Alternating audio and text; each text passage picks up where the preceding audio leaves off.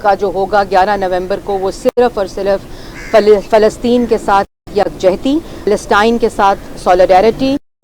اور free Palestine کی جو اس کے اندر تھیم ہے، بات چیت ہے، وہ سب جو پورے پاکستان سے جنرل کاؤنسل کے ممبرز آئیں گے وہ فلسطین کے ساتھ یکجہتی کا اظہار۔ اچھا میم، یہ رہنمائی کر دیں کہ اب 30 نومبر کو حتمی جو فہرستیں ہیں وہ جاری ہو جائیں گی جو کہ حلقہ بندیوں کے حوالے سے ہیں، اس کے بعد تک تو ظاہر ہے الیکشن شیڈول آنا ہے 8 فروری کا طے ہے۔ اگر میاں نواز شریف کی اپیلیں فکس نہیں ہوتی، کوئی فیصلہ نہیں ہوتا، تو آپ نہیں سمجھتی کہ زیادہ مشکل ہوگی کہ ان کے کاغذات نامزدگی؟ آپ تو پھر دوبارہ سے ہماری لیول پہ پلینگ فیلڈ پہ آ گئے۔ دیکھیں جی، میں سمجھتی ہوں کہ اس کے ساتھ ایک اور میڈم ایڈ کر لیجیے گا کہ وہ جو سپریم کورٹ کا فیصلہ ہے، کیا ان اپیلوں کی بحالی کے بعد وہ ختم ہو جائے گا، یا الیکشن ایکٹ میں جو ترمیم ہوئی ہے اس کے بعد؟ دیکھیں، جو ناانصافی اس ملک کے 3 دفعہ کے منتخب وزیر اعظم کے ساتھ بلیک لا ڈکشنری کا سہارا لے کر اپنے بیٹے سے تنخواہ نہ لینے پر ایک اقامے کے اوپر پینما کا شور مچا کر ان کو ہٹایا گیا اپنے منصب سے، اس کی تصحیح ہونا اس ملک کی بہتری ہے۔ اور اگر آج ہم سمجھتے ہیں اس بات کی کہ وہ زیادتی آج پاکستان کے اندر بچہ یہ جانتا ہے کہ سرینا کے لفافوں میں آ کے میاں صاحب کا فیصلہ سنایا گیا تھا، آپ بھی جانتے ہیں، آپ ہمارے ساتھ کھڑے ہوتے تھے۔ اس لیے اس پورے جو انصاف کے عمل کو، اس پورے جو انجسٹس ان کے ساتھ ہوا ہے، پاکستان کے عوام کی 23 کروڑ عوام کی بہتری اس میں ہے کہ اس ساری کی تصحیح ہو کر واپس میاں محمد نواز شریف اللہ تعالیٰ کے فضل و کرم سے 8 فروری کا الیکشن لڑیں گے، پاکستان کے عوام کے ووٹ کی طاقت سے 4تھی دفعہ وزیر اعظم بنیں گے، اور پاکستان مسلم لیگ نون انشاءاللہ اقتدار میں آ کر پاکستان کی عوام کی خدمت کرے گی، ان کو ریلیف دے گی، اور جن مسائل میں آج پاکستان کی عوام اور نوجوان گھرا ہے اس کو انشاءاللہ ختم کرے گی۔ ملک کے اندر جو دہشت گردی کی موجودہ لہر چل رہی ہے، اس سے تشویش کی لہر ہے اور افغانوں کو واپس بھیجا جا رہا ہے، تو توقع یا خدشہ یہ بھی ظاہر کیا جا رہا ہے کہ خدا نہ خواستہ یہ جو لہر ہے یہ مزید پھیل سکتی ہے۔ یہ بتائیے گا کہ پاکستان مسلم لیگ نون کا اس حوالے سے خصوصاً افغان جو واپس جا رہے ہیں کیا؟ دیکھیں، ہم نے 2013 میں جب ہماری حکومت آئی تھی، اس وقت 14 میں 13 سے شروع ہوا تھا پروسیس، میں اس وقت parliamentary secretary ministry of interior تھی، اور پہلی دفعہ پاکستان کی سیکیورٹی پالیسی بنی تھی، اور پہلی دفعہ جو ایلین کا کانسیپٹ ہے، ان رجسٹرڈ جو سٹیزنز پاکستان کے اندر موجود ہیں، یہ پوری نیشنل سیکیورٹی کے اندر اس کا یہ پلان تھا کہ ان کو کیسے ریپیٹریٹ کیا جائے گا۔ اور یہ کہنا کہ افغان واپس جا رہے ہیں، ہمارے پاس افغان رجسٹریشن ایک پورا پروسیس ہے،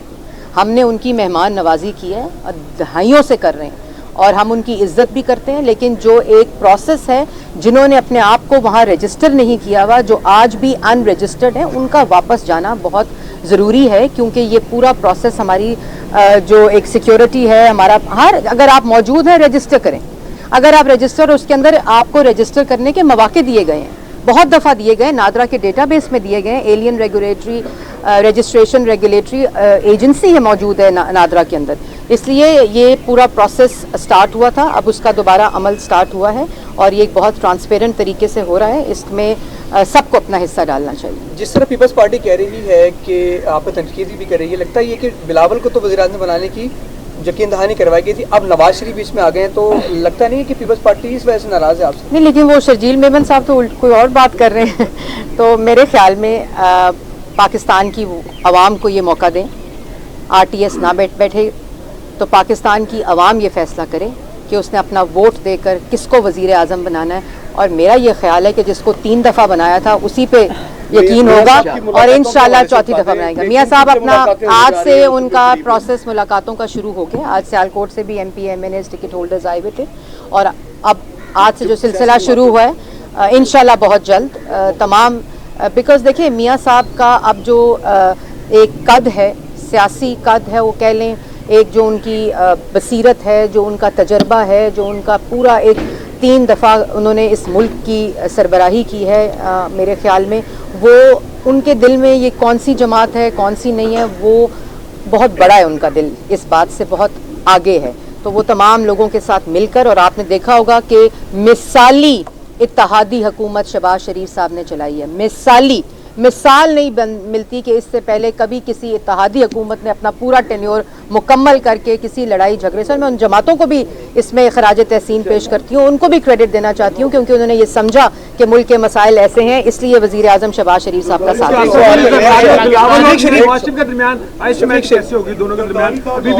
आइस मेल्टेड है, कोई बात नहीं। मुस्लिम लीग नून के कायद जो है वो बार बार बाकी सियासी जमातों से मुखाबत और मिलकर चलने की बात करते हैं, तो क्या आइंदा इंतखाबात से कबल जो है मुलाकातें मतवक्को हैं सियासी रहनुमाओं के कायदे? देखिए मैंने पहले कह दिया है, ये मैंने कह दिया है,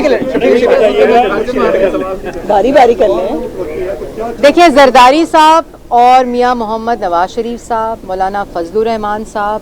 ये लोग बहुत मुदब्बिर, बहुत बसीरत रखने वाले, सियासी समझ बूझ रखने वाले,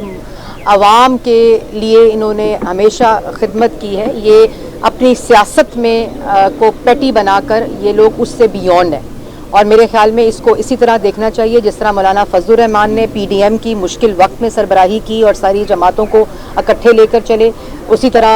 इत्तेहादी हुकूमत में चाहे वो जरदारी साहब हों, चाहे वो बिलावल भुट्टो साहब हों, चाहे वो पीपल्स पार्टी हो, चाहे वो बाप की बलूचिस्तान की पार्टी हो, सब ने अपना किरदार अदा किया है पाकिस्तान की आवाम की खिदमत करने में। लास्ट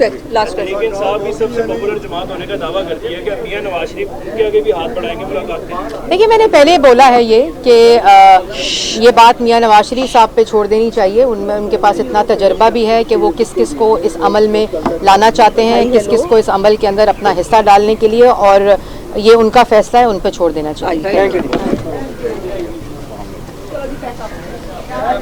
अल्हम्दुलिल्लाह।